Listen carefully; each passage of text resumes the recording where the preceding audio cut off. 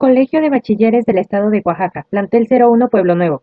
Arce Ordóñez, Evelyn Nicole, Barrientos Gijón, Cristian Alejandro, Gómez García, Fernando Uciel y Santos Ramos Cielo del Grupo 510 presentan el tema de Modelo de Desarrollo Acelerado de la Materia Estructura Socioeconómica. El modelo de desarrollo acelerado ocurrió durante los años 1976 a 1982 en el sexenio de López Portillo. Se caracterizó por el crecimiento económico y la acumulación del capital. Luis Echeverría, que fue presidente antes que López Portillo, dejó al país en una fuerte crisis, y es en estas condiciones que López Portillo empieza a gobernar. Al llegar a la presidencia, José López Portillo anuncia una nueva política económica. Está basada en tres planteamientos. El presidente pretendía resolver los problemas que afectaban a nuestro país y que se habían agravado por no haberse solucionado a tiempo, como la crisis ya mencionada. Los tres planteamientos de la nueva política eran: 1. La reforma económica, que planteaba la participación de todos los actores de la producción para vencer la crisis. 2. La reforma administrativa para la descentralización de algunas actividades del sector público, eliminando trabas burocráticas que frenan el desarrollo socioeconómico del país. 3. La reforma política para la participación política en forma legal de grupos y partidos que antes se movían en clandestinidad, haciendo más funcional el sistema político y de dar mayor base de sustentación al Estado. El presidente José López Portillo anunció que los 2 primeros años de su gobierno se dedicarían a superar la crisis. En los 2 siguientes se trataría de consolidar la economía, y en los 2 últimos la economía crecería de forma acelerada. Como se necesitaban recursos, se pensó en el petróleo, que serviría para enfrentar dichos problemas económicos.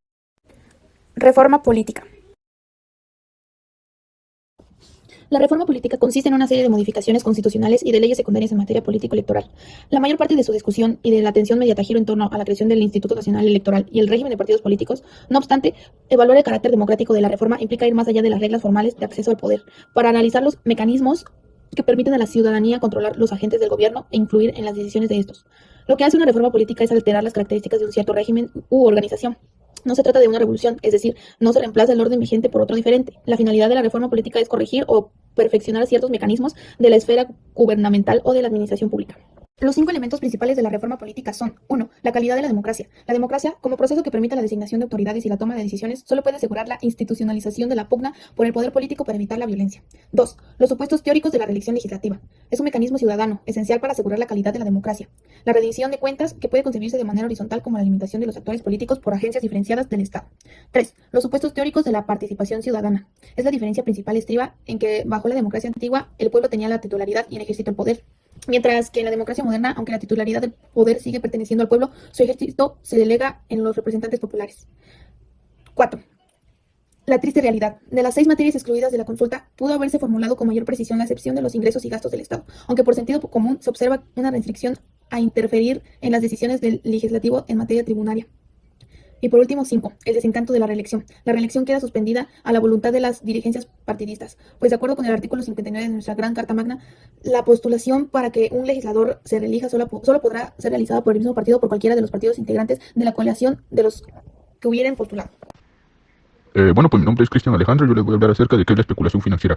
Pues para empezar, la especulación financiera es una serie de actividades comerciales o de financiación con fines lucrativos. Para este propósito se utiliza el precio del cambio con el tiempo para hacer inversiones de capital. Entonces podemos decir que en resumen es comprar caro y vender barato, comprar barato y vender caro. La función principal de esta, a diferencia de las otras inversiones, es que los especuladores nunca intentan disfrutar de bienes o los productos que se invierten. Ahora pasando con las ventajas, una de las ventajas es que los especuladores fijan los precios. Esto significa que entrar en el mercado de frutos, por ejemplo, un ejemplo, para vender a los especuladores existe sin especulación. El productor, por ejemplo, se puede decir que no puede aumentar la producción de la inversión debido a que no será rentable y eventualmente se quedará sin estas materias primas. Otra ventaja es que los especuladores fabrican instrumentos para protegerse con la volatilidad de precios. Esto significa que los fabricantes lo harán una vez que existen algunos mecanismos que protejan de la caída de los precios. Y por último, una de las ventajas es que los precios son más eficientes. Eso significa más liquidez en el mercado, lo cual significa más oferta y demanda. Y ahora bien, una de las desventajas es que la financiación hecha no afirma la devolución del activo que se obtuvo ni el beneficio que se quiere por la financiación. Otra desventaja es que cuando el inversionista no adivina la predicción, las pérdidas serán mayores y los inversionistas podrán tener el control de un bien creado con este. Ahora bien, una de las críticas hacia la especulación financiera es que algunos economistas ven la volatilidad de los precios como una falla del mercado. Esto debe corregirse con la intervención del gobierno. Esto último no facilita la fijación eficiente entre los precios y la asignación de los recursos. Otra crítica es que cambian el precio. En cambio, la especulación garantiza la estabilidad de precios con aumentar la oferta y la demanda de activos, es decir, reducir la volatilidad y asegurar las negociaciones hacen a los precios del mercado actuales, ya que muchos de ellos los especuladores están listos para comprar y vender. Entonces, por lo tanto, es necesario adivinar que haga los agentes estén dispuestos a asumir el riesgo de la volatilidad de precios. Ahora bien, existen 2 tipos de especulación: el alza, que se da cuando compramos un artículo o activo para venderlo más caro en el futuro, y la baja, que es diferente a la anterior, ya que la inversión verde del artículo para después comprarlo más barato. Existen más tipos de especulación: la especulación inmobiliaria, que es la que se realiza sobre bienes inmuebles o la intención para comprar barato y vender caro, y es totalmente legal. Luego tenemos la especulación bursátil, que se realiza en la bolsa todos los días y en profesiones así. Luego la especulación financiera, que es de la cual estamos hablando, y por último tenemos la especulación urbanística, este tipo de especulación familiar con los casos de corrupción, ya que a menudo involucra a los legislativos que ocurren en otros países. Y bueno, por último tenemos cómo afecta a la economía. Y pues bueno, lejos de ser negativa, la especulación ayuda a aumentar la liquidez del mercado financiero. Esto permite que los inversores, comerciantes y empresas ganar el precio de las materias primas o recursos es mucho mejor. Así consumen menos mano de obra, lo que traduce en precios como de los bienes y servicios del consumidor. Debido a que las restricciones especulativas, los precios se fijan sin tener en cuenta la oferta y la demanda, lo que significa que no ninguno de los anteriores de los precios son exagerados. La especulación financiera que ocurrió en el gobierno de José López Portillo fue la del petróleo que se empezó a vender. Los precios del petróleo habían subido por la escasez que había. Cuando México encuentra los nuevos yacimientos, aprovecha los altos precios del petróleo, vendiendo el suyo y obteniendo muchas ganancias para el país. Lamentablemente, el recurso no se administró bien y después de haber podido salir de una crisis, se terminó en una peor. Esto se debió a que no hubo una buena especulación, ya que no se percataron de la baja de precios que tuvo el petróleo después. Entonces, una mala especulación trae grandes pérdidas. Al comienzo del sexenio se encontraron nuevos yacimientos petroleros. Se había venido dando una drástica subida del precio del petróleo derivado a la escasez del crudo. Esto terminaría por elevar los precios. Pemex inició una etapa de crecimiento acelerado. Esto produjo importantes ingresos al país que permitirían inyectar los recursos financieros para resolver los problemas económicos y sociales prioritarios. Habría la posibilidad de que el país saliera del subdesarrollo y dependencia económica. Fue necesario recurrir a préstamos del extranjero para fortalecer a Pemex, pero al mismo tiempo que el precio del petróleo aumentaba, las tasas de interés se incrementaban. Así el gobierno inició una política de fuertes inversiones, fortaleció su presencia en la minería, metalurgia y petroquímica, creó infraestructura industrial, duplicó la infraestructura eléctrica, adquirió empresas privadas, proporcionó nuevos recursos para comenzar la industrialización, impulsó los servicios públicos de educación, salud, agua potable, etc.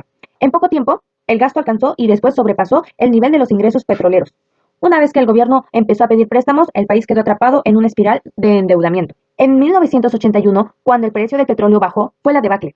Se había gastado de más, ramas de la industria no mejoraron su nivel de productividad, se había seguido importando bienes de capital en vez de desarrollar tecnología propia. En 1976, la deuda externa total era alrededor de 23.000 millones de dólares, misma que para 1982 ascendía a casi 85.000 millones de dólares. Todo esto evidenció la débil capacidad estatal. El petróleo, en vez de ser la palanca del desarrollo, se convirtió en el camino de regreso al endeudamiento y problemas financieros. La crisis agroalimentaria en México no es reciente, parece que transitamos en círculos, en una espiral que se agranda de forma repetida, como si cada etapa fuera nueva y no la continuación de una crisis permanente. Al inicio de los años 80 del siglo pasado, el gobierno mexicano impulsó el proyecto del Sistema Alimentario Mexicano, SAM, para construir una salida a la crisis agrícola que el país vive desde la segunda mitad de los años 60.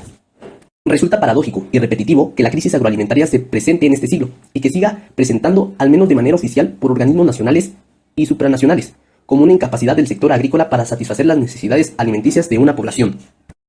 La Secretaría de Agricultura y Desarrollo Rural del Gobierno Federal, en organización con distintos grupos agrícolas de la OCDE-FAO, coinciden en señalar la creciente dependencia agroalimentaria de México y de América Latina en general, a pesar de que el subcontinente es el mayor productor agrícola del mundo y se espera que su participación mundial siga creciendo. Latinoamérica tiene el 57% de los bosques primarios del mundo, 50% de la biodiversidad mundial, por ello está en el centro del apetito de los grandes capitales productores de granos y cereales. Acciones para reducir la crisis agroalimentaria. Reestructuración de los sistemas de comercialización y aplicación de crédito destinado a productos básicos. Reducir la tasa de interés al 3%. Distribuir a precios subsidiados los fertilizantes, insecticidas y semillas mejoradas. Ampliar la cobertura del seguro agrícola. Hacer llegar una canasta de consumo básico con precios subsidiados a 19 millones de mexicanos subalimentados. Revitalizar la alianza entre el Estado y los campesinos.